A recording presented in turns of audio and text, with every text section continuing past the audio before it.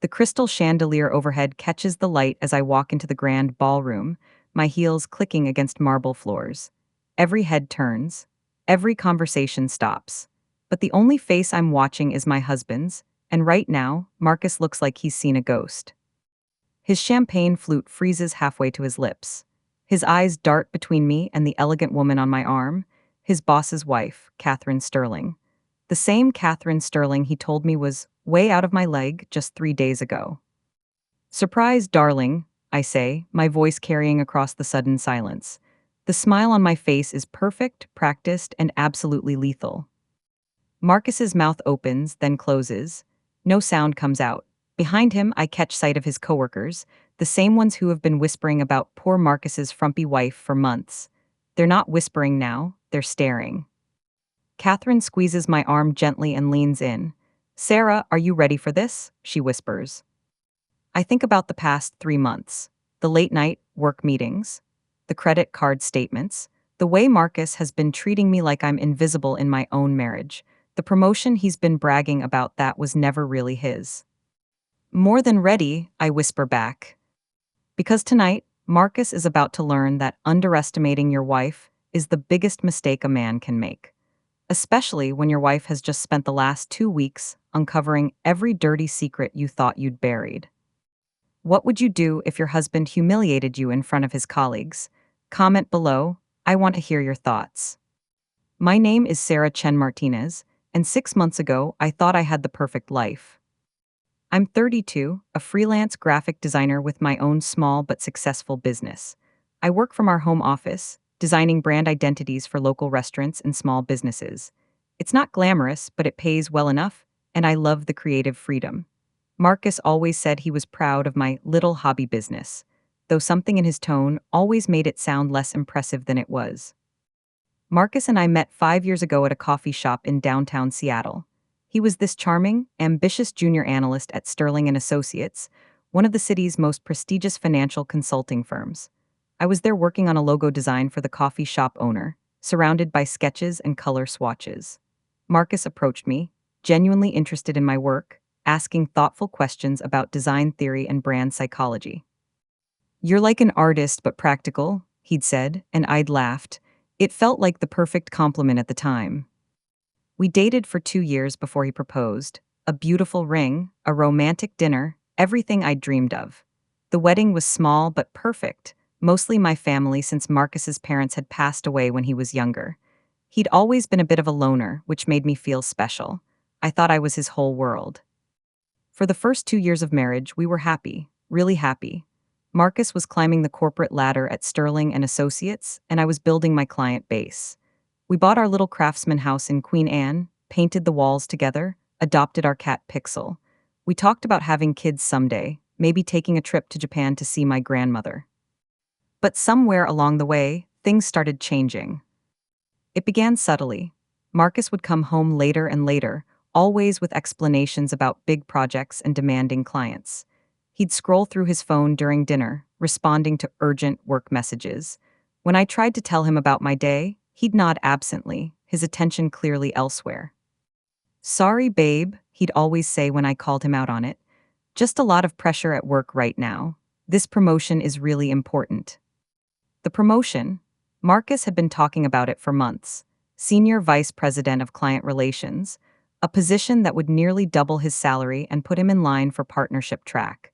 He'd been working toward it for years, staying late, schmoozing with the right people, taking on extra projects. "Once I get this promotion, everything will change," he'd tell me. "We'll be set, Sarah. Real money, real status. You won't have to worry about your little design projects anymore." His little design projects comment stung, but I told myself he meant well. He was under stress. The promotion meant everything to him. But as the months passed, Marcus became someone I barely recognized. He started making comments about my appearance. Nothing cruel, just suggestions. Maybe I should join his gym. Maybe I should consider updating my wardrobe for company events. Maybe I should think about getting my hair done professionally instead of just trimming it myself. "The other wives at Sterling and Associates, they really know how to present themselves," he'd say. "Catherine Sterling, for instance, she's got that polished look down to a science." Catherine Sterling? wife of James Sterling, the company's founding partner.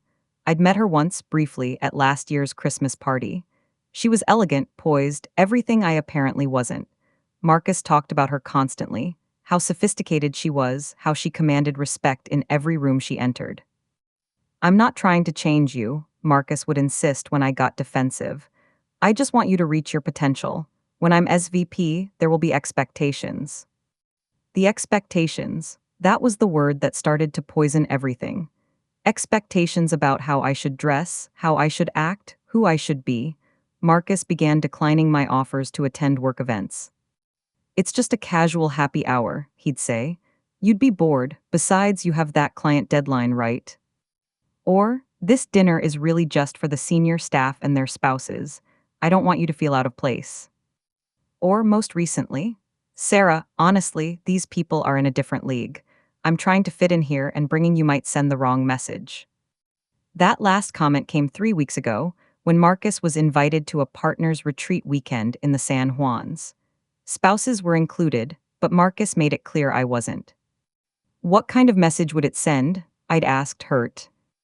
"Look, I love you, but you're not polished like their wives. You wear jeans to work, you don't know about wine, you've never even been to Europe. These people can smell middle class from a mile away." Middle class, as if it were a disease. I'd built my business from nothing, creating beautiful brands that helped local companies thrive. I'd supported Marcus through every late night, every setback, every moment of doubt about his career. I'd been his cheerleader, his soft place to land, his biggest believer. And apparently, I was his embarrassment. Have you ever felt like someone you loved was ashamed of you?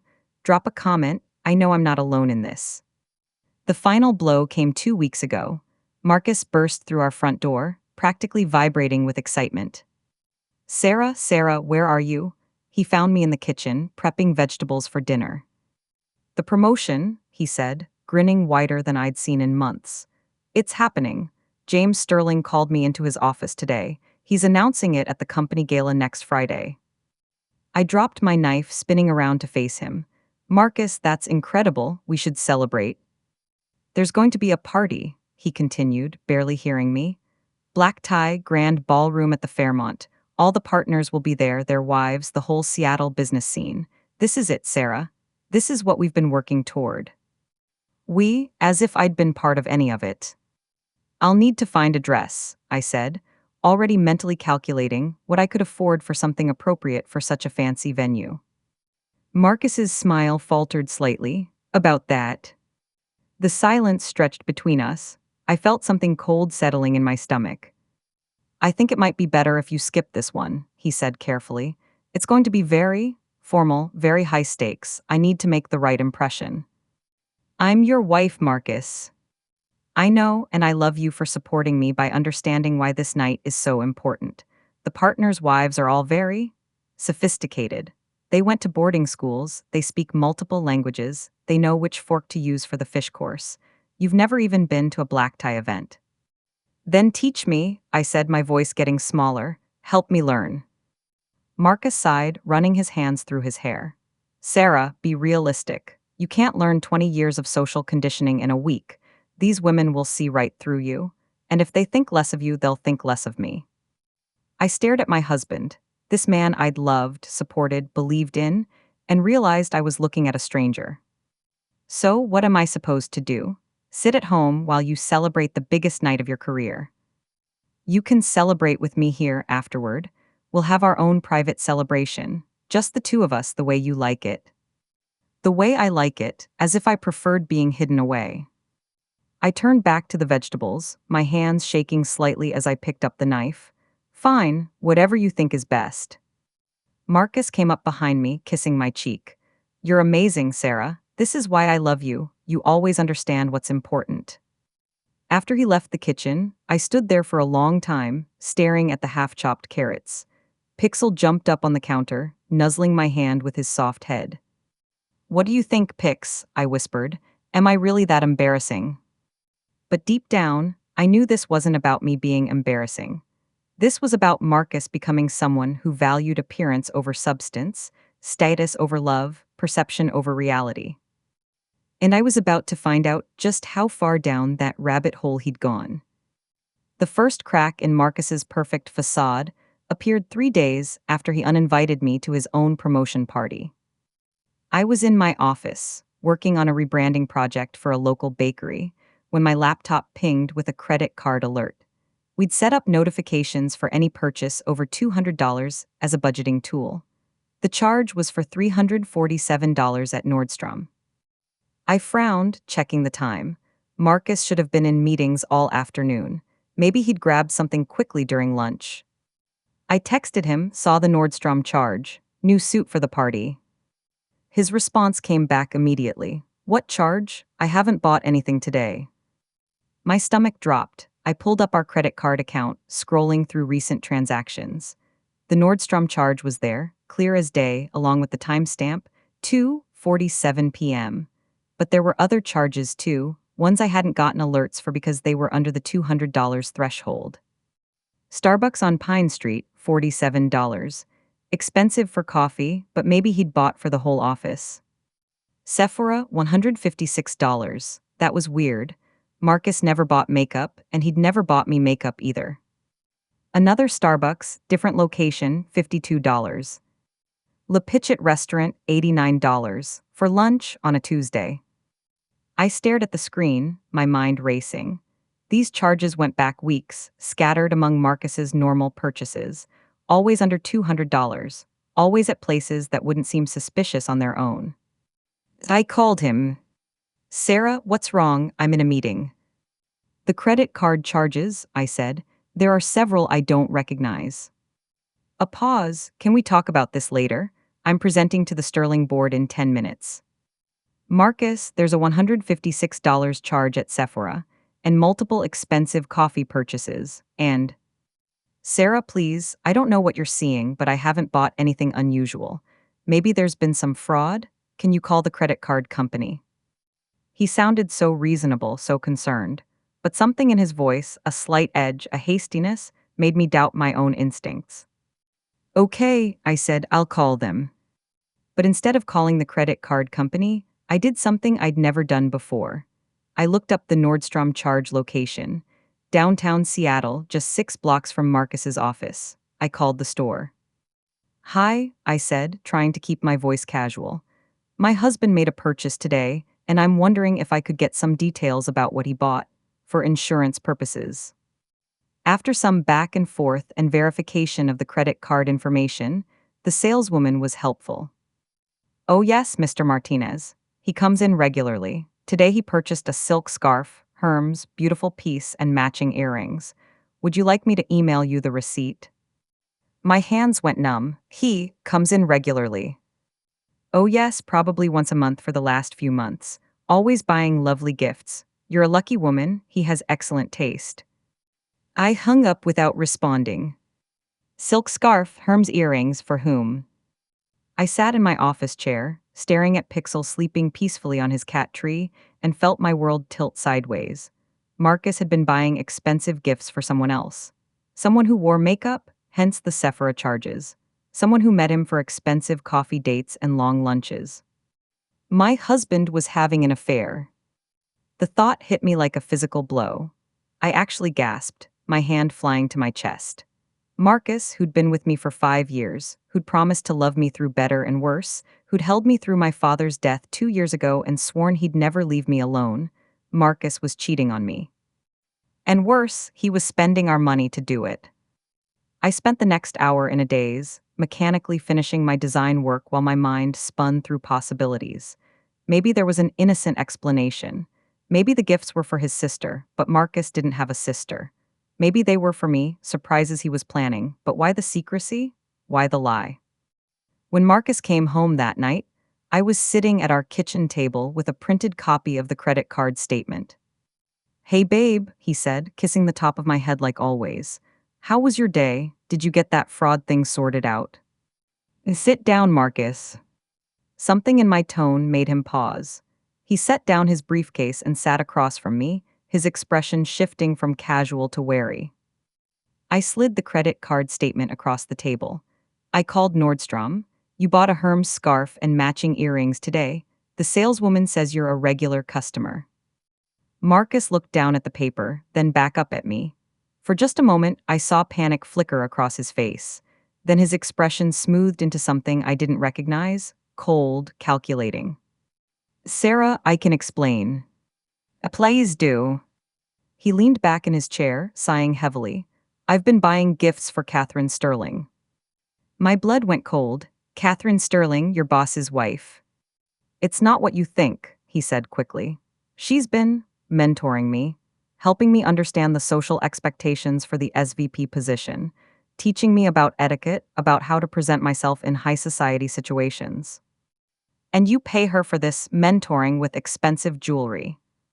It's not payment, it's appreciation. These people, Sarah, you don't understand how this world works. Relationships are everything. Catherine has been incredibly generous with her time and advice. She's opened doors for me that would have taken years to open otherwise. I stared at my husband, this man I thought I knew. You're having coffee dates with your boss's wife. You're buying her expensive gifts. You're lying to me about it. I'm not lying, I'm protecting you. From what? Marcus's jaw tightened. From the truth about what it takes to succeed in this world. Sarah, you're wonderful, but you're naive. You think hard work and talent are enough. They're not. It's about connections, about understanding how to play the game. And what game are you playing with Catherine Sterling? She's helping me become the kind of man who deserves the SVP position.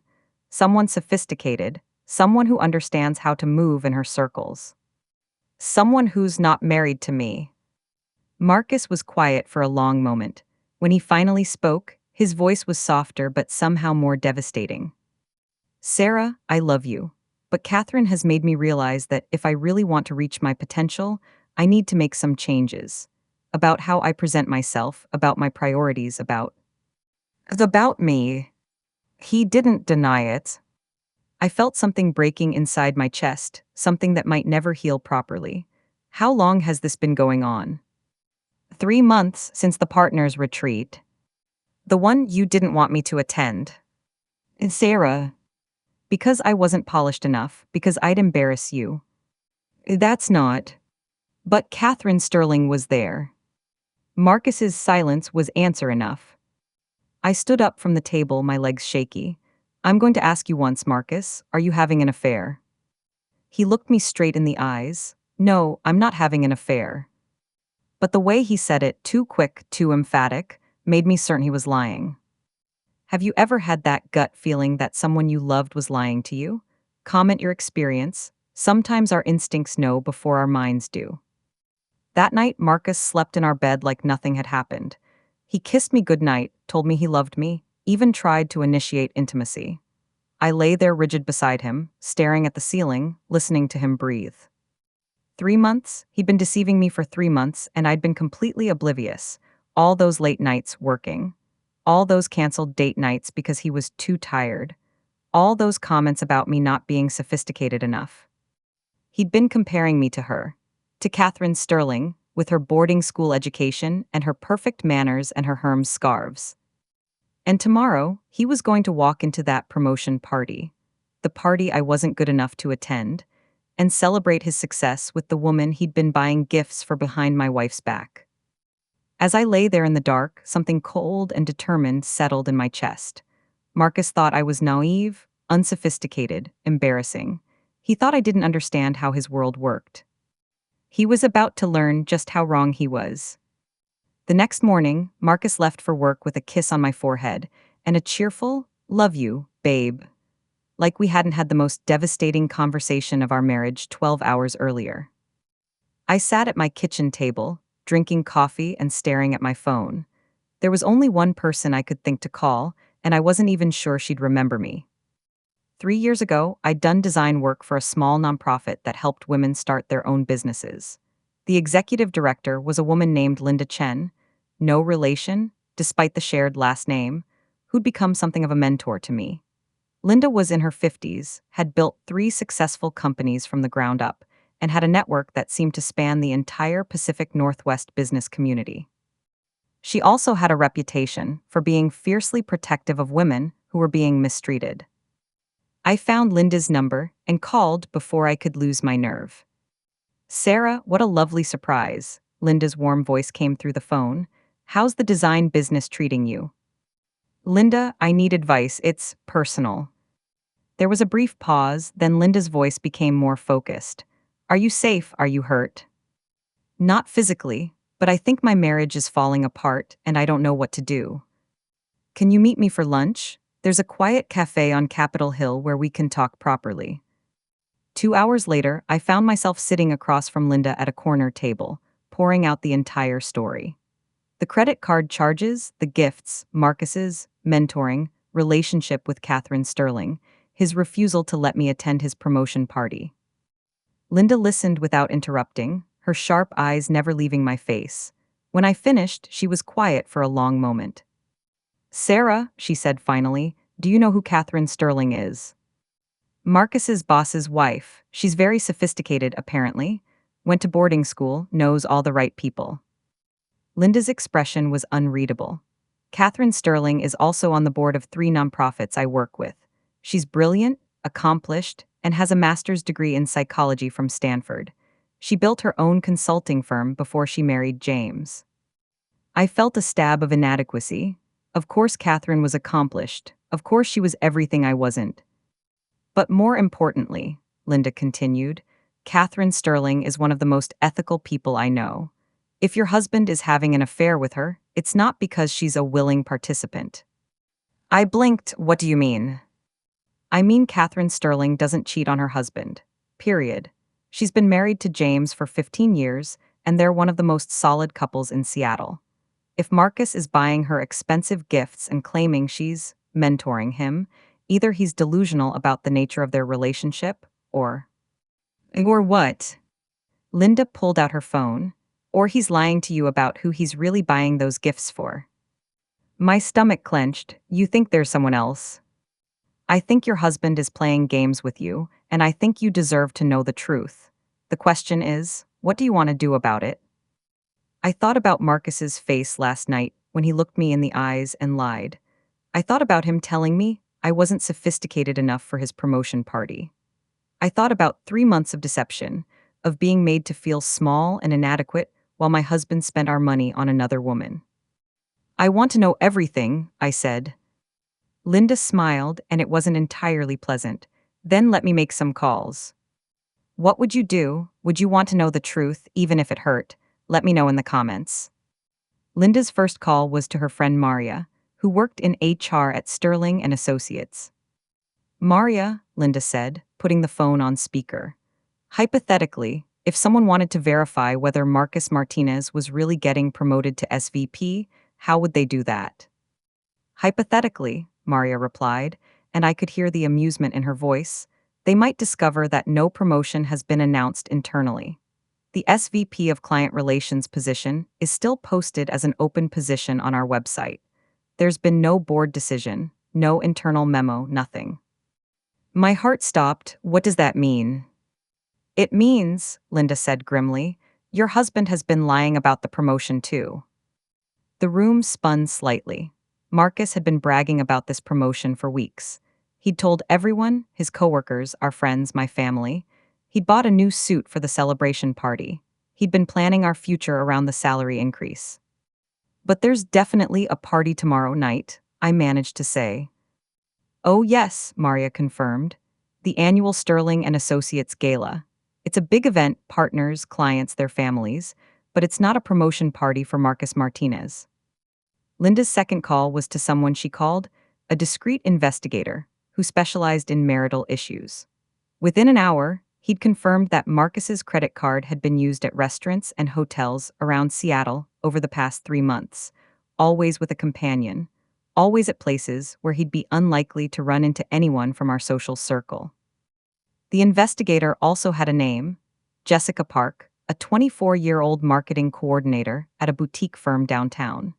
She'd recently started posting photos on Instagram featuring expensive jewelry and accessories, photos that were geotagged at the same restaurants where Marcus had been spending our money.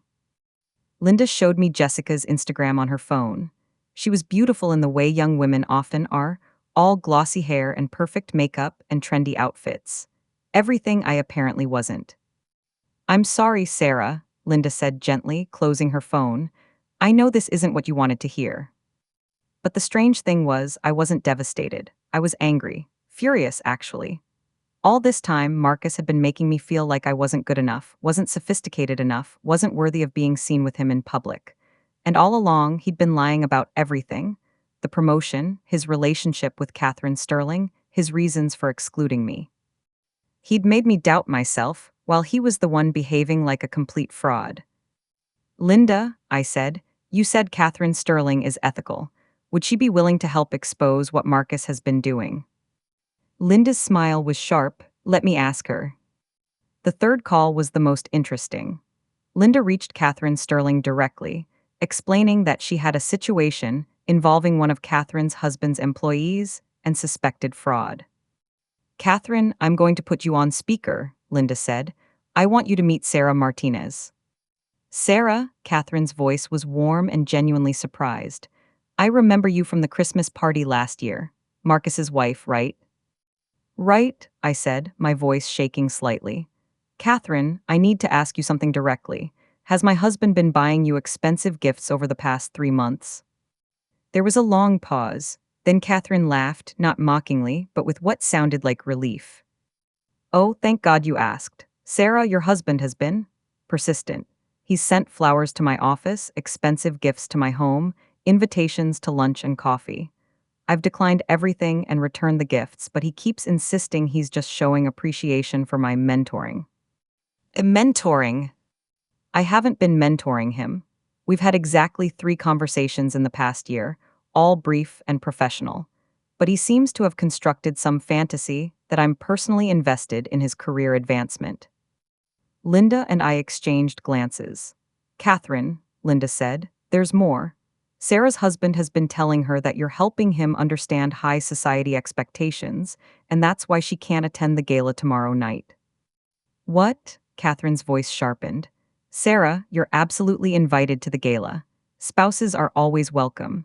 I specifically asked James to make sure all employees knew their families were included. My hands were shaking now. Marcus told me I wasn't sophisticated enough, that I'd embarrass him in front of the partners' wives. The silence on the phone was deafening. When Catherine finally spoke, her voice was ice cold.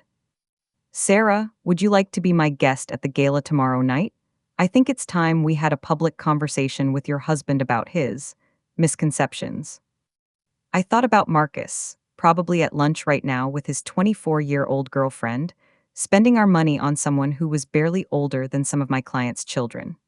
I thought about him coming home tonight and pretending to be the loving husband while planning to celebrate his fake promotion at a party he'd told me I wasn't good enough to attend. Yes, I said, I would like that very much. Excellent, Linda, can you make sure Sarah has my direct number? Sarah, we have some planning to do. After I hung up, Linda looked at me with something that might have been pride. So, she said, how does it feel to have allies? For the first time in months, I smiled, a real smile. It feels like power. Have you ever had friends rally around you when you needed them most? Drop a heart in the comments if you know what real friendship looks like. That evening, Marcus came home in an especially good mood. He was practically bouncing as he walked through the door, humming under his breath. Great day, I asked, looking up from my laptop, where I'd been responding to emails from potential new clients. The best, he said, kissing my cheek. Everything's falling into place perfectly. Tomorrow night's going to be incredible. I'm sure it will be. He headed toward the shower, then paused. Sarah, I want you to know I appreciate you being so understanding about tomorrow. I know it would be fun for you, but I wouldn't fit in, I finished. You've made that very clear. Something in my tone made him study my face more carefully. Are you okay? You seem different. I'm fine, just tired. Marcus nodded, apparently satisfied. Well, after tomorrow, everything changes. Once I'm SVP, we'll be in a whole different league. Maybe we can look at getting you some media training, help you feel more confident in social situations. Media training, as if I were a project to be managed. That sounds lovely, I said, my voice perfectly even. After Marcus went upstairs, I sat in our living room, looking at the life we'd built together. The the photos from our wedding, our trips, quiet moments at home. 5 years of memories, of shared dreams, of building something I'd thought was real. But it had all been built on a foundation of lies. Marcus's lies about the promotion, about Catherine Sterling, about why he was excluding me from his life. And underneath it all, the biggest lie of all, that he loved and respected me enough to be faithful. My phone buzzed with a text from Catherine Sterling. "Sarah, I've spoken with James. We're both looking forward to seeing you tomorrow. Wear whatever makes you feel confident, you're going to be beautiful." I looked down at myself. Jeans, one of Marcus's old college t-shirts, bare feet, hair in a messy bun. Everything Marcus found embarrassing about me. But tomorrow night, I wasn't going to be embarrassing. Tomorrow night, I was going to be dangerous.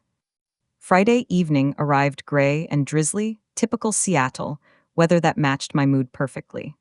Marcus had left work early to get ready, spending over an hour in the bathroom perfecting his hair and cologne routine. "You look handsome," I said when he emerged in his new black tuxedo. And he did. Marcus had always been attractive, which was probably how he'd managed to charm his way through so many deceptions. "Thanks, babe," he said, adjusting his cufflinks. "I wish you could see the ballroom. It's going to be incredible, but you'll get to hear all about it when I get home." "I'm sure I will." He kissed me goodbye, a perfunctory peck on the lips. "Don't wait up. These things tend to run late." "Have fun with Catherine Sterling," I said sweetly. Marcus paused at the door, his hand on the knob. "What? You mentioned she'd be there. I hope you get a chance to thank her properly for all her mentoring." He studied my face for a moment, then smiled. "Yeah, definitely. See you later, Sarah." After he left, I sat in our bedroom for a long time, staring at my closet. Catherine had said to wear whatever made me feel confident, but the truth was, I hadn't felt confident in months. Marcus's constant criticism had worn away at my self-image until I could barely recognize myself. But tonight wasn't about being Marcus's wife. Tonight was about being Sarah, the woman who'd built a successful business from nothing, who'd supported her husband through every challenge, who deserved better than lies and betrayal. I pulled out a dress I'd bought 2 years ago but never worn, a deep emerald green silk that Marcus had called too dramatic when I'd brought it home. I'd forgotten how well it fit, how the color brought out my eyes, how the cut flattered my figure. For makeup, I kept it simple but polished. For jewelry, I wore my grandmother's pearl necklace, the one Marcus always said was too old-fashioned. My hair I left down in soft waves, ignoring Marcus's frequent suggestions that I should always wear it up for formal events. Looking in the mirror, I barely recognized myself. Not because I looked different, but because I looked like me again. Like the confident woman I'd been before I'd started seeing myself through Marcus's critical eyes. My phone chimed with a text from Catherine. "Car is outside whenever you're ready. You're going to look stunning."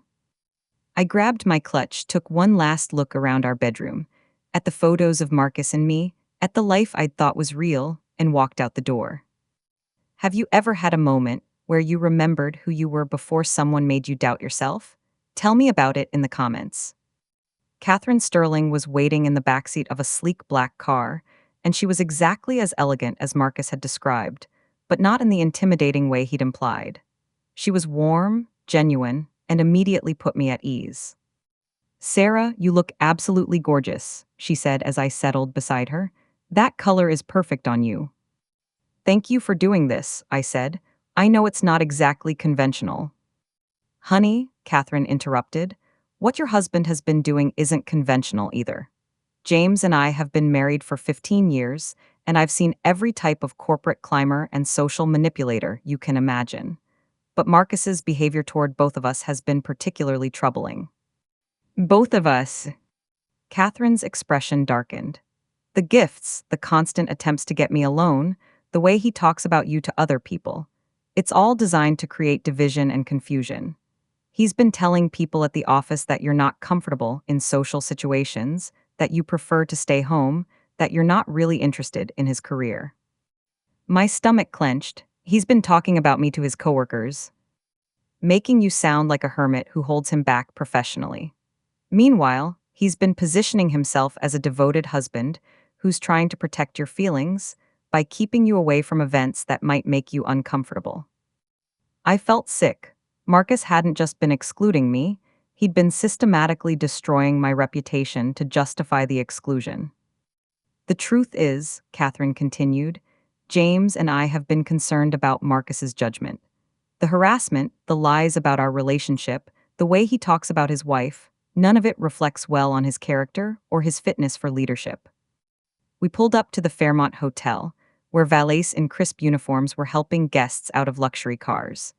Through the windows, I could see people in evening wear making their way into the hotel's grand lobby. Are you ready for this? Catherine asked, squeezing my hand.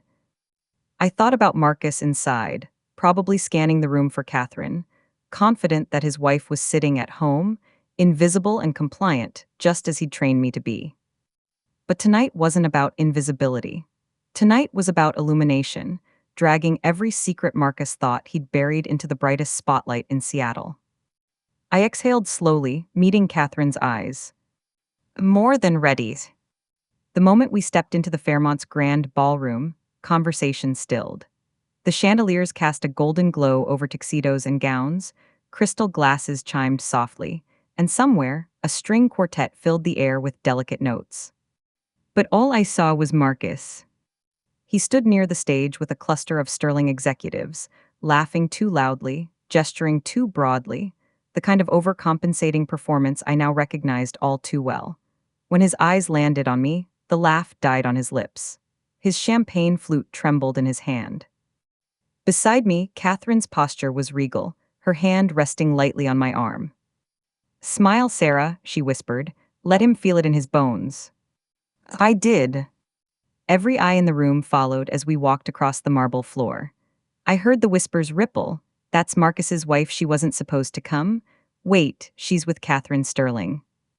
James Sterling himself approached, his expression controlled but curious. Catherine, Mrs. Martinez, what a surprise.